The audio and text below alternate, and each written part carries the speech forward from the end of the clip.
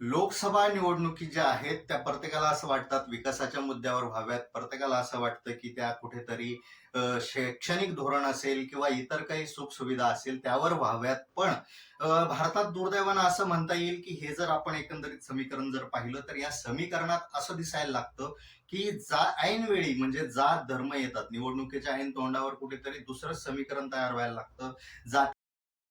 धर्माच्या भरोश्यावर, विचारसरणीच्या भरोश्यावर या सगळ्या गोष्टी व्हायला लागतात आणि एक बदलली जाते. पण यंदाचं जर आपण चित्र पाहिलं तर हे सगळं चित्र जात धर्म याचं थोडंसं वेगळं, विकास ध्येय धोरण याच्या थोडंसं वेगळं, सेंटर पॉइंट काय येतो निष्ठावंत आणि गद्दार.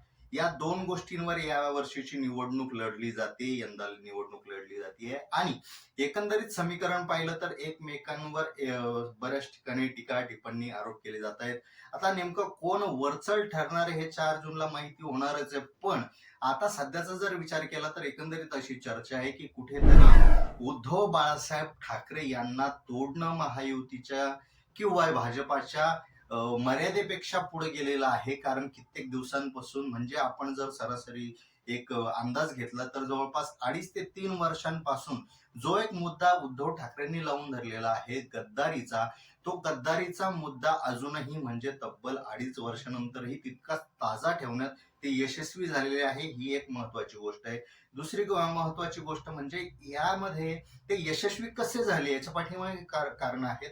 त्या कारणांचाही मागोवा घ्यावा लागेल. कारण की आपल्याला पाहावं लागेल की महायुती झाल्यानंतर साहजिकच त्यांना हे माहिती होतं की आपल्यावर काही शिक्के लागणार आहेत. त्यानंतर खोकेचोर असेल, गद्दारी असेल हे शिक्के किंवा हे आरोप त्यांच्यावर मारण्यात आले.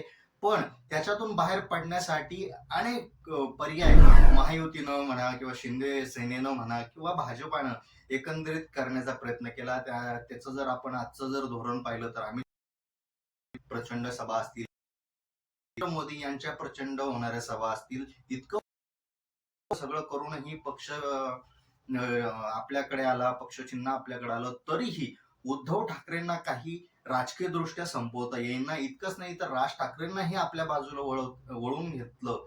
पण तरीही ठाकरे केस कुठंतरी कमी होत नाही असं दिसतंय. एकंदरीत त्याच्या पाठीमागची जर भूमिका आपण जर पाहिली तर महाराष्ट्राच्या जनतेला सगळं काही एक वेळेस स्वीकारता येईल.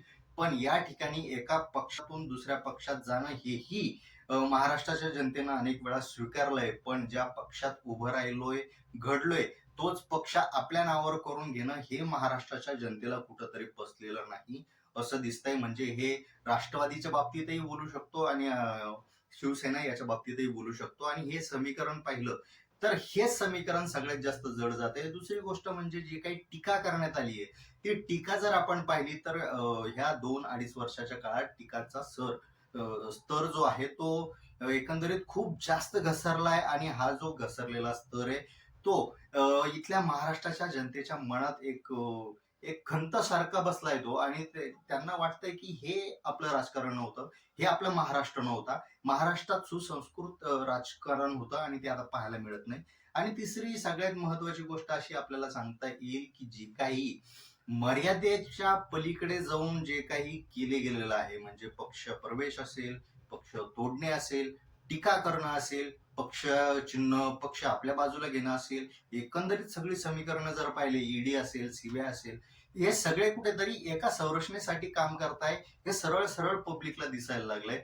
आणि याच्यामध्ये जर तुम्ही जास्त जर टीका करत असाल तर कुठेतरी एक सहानुभूतीचं राजकारण तयार व्हायला लागतं. तुम्ही जास्त टीका करायला लागला तर पुढच्याबद्दल एक दया निर्माण व्हायला लागती. तीच दया, तीच सहानुभूती आज शरद पवार असेल, उद्धव ठाकरे असेल यांच्या बाबतीत तयार व्हायला लागली. आणि एकंदरीत हे 3-4 मुद्दे जर पाहिले तर महाराष्ट्राच्या जनतेच्या मनात या दोघांबद्दल, शरद पवार आणि उद्धव ठाकरे यांच्याबद्दल प्रचंड एक आपुलकी तयार झाली आहे, प्रेम तयार झालंय.